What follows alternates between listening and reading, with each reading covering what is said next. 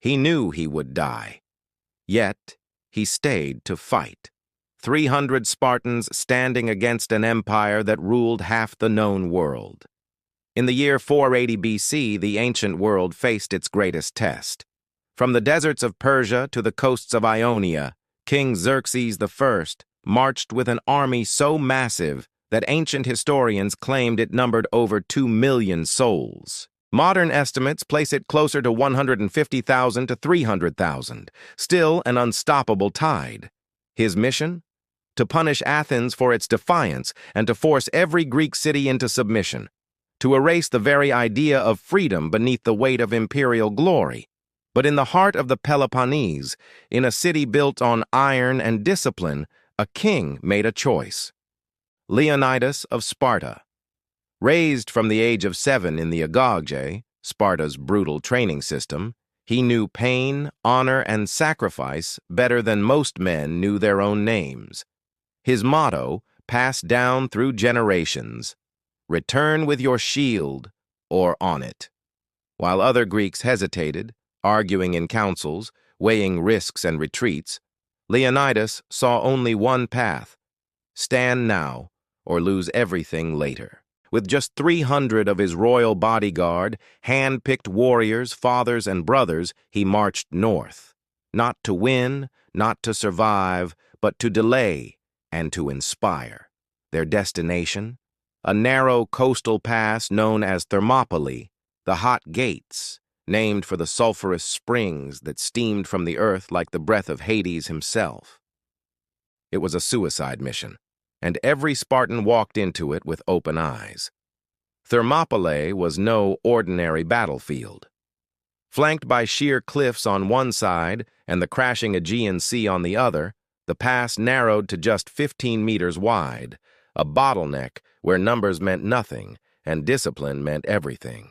Here, Leonidas did not stand alone.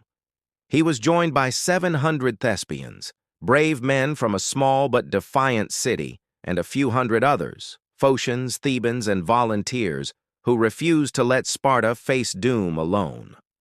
Together, they formed the phalanx, an impenetrable wall of bronze shields overlapping like scales on a dragon.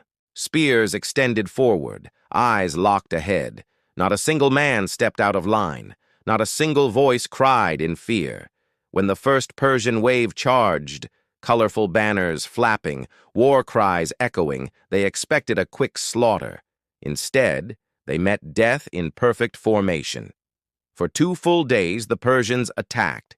Wave after wave crashed against the Greek line, only to break like surf on stone. Even Xerxes' elite force, the Immortals, so named because their ranks were always kept at 10,000, fell by the hundreds. Arrows rained from the sky so thick that, according to legend, a Spartan named Leonidas turned to his comrades and said, "So, we shall fight in the shade."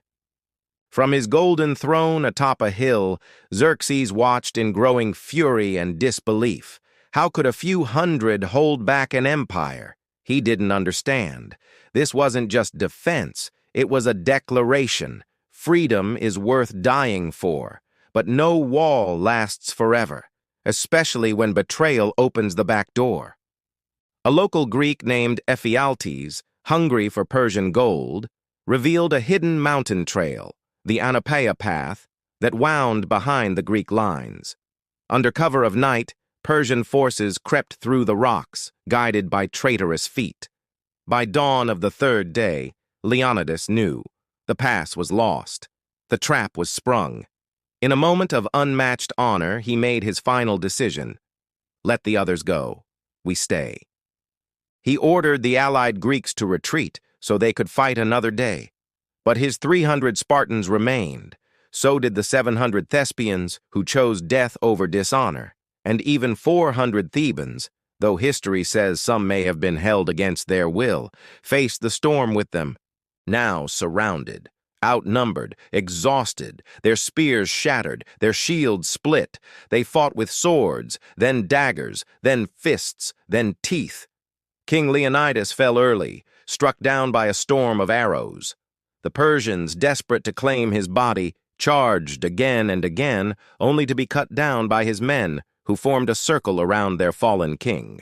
When Xerxes sent one last demand, "Lay down your arms," the Spartans gave their final answer, "Maulon Labe, come and take them." They died, every last one. But in those final hours, they killed thousands. It was annihilation, but never surrender. Thermopylae was lost that day, but Greece was not. The sacrifice of Leonidas and his men bought the Greek city-states something priceless: time. Time to build a navy, time to unite, time to turn grief into fury. Just months later, at the Battle of Salamis, the Athenian fleet crushed Xerxes' navy in a narrow strait, mirroring Thermopylae in reverse. And in 479 BC, at the Battle of Plataea, the united Greeks crushed the Persian army on land. Xerxes fled back to Persia, his dream of conquest in ruins.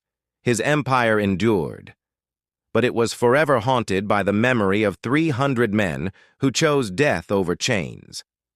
Over the centuries, their story grew, not just in history books but in art, film, poetry, and protest. Whenever tyranny rises, someone whispers the name Leonidas. Whenever freedom is threatened, someone remembers Thermopylae, because courage doesn't need victory to be immortal. It only needs truth, purpose, and the will to stand. This was Thermopylae, where 300 men stood against an empire, and proved that courage can outlive empires. If you were moved by this story of honor and defiance, subscribe to His Talks AI, where history speaks through fire, steel, and the voices of those who refuse to kneel.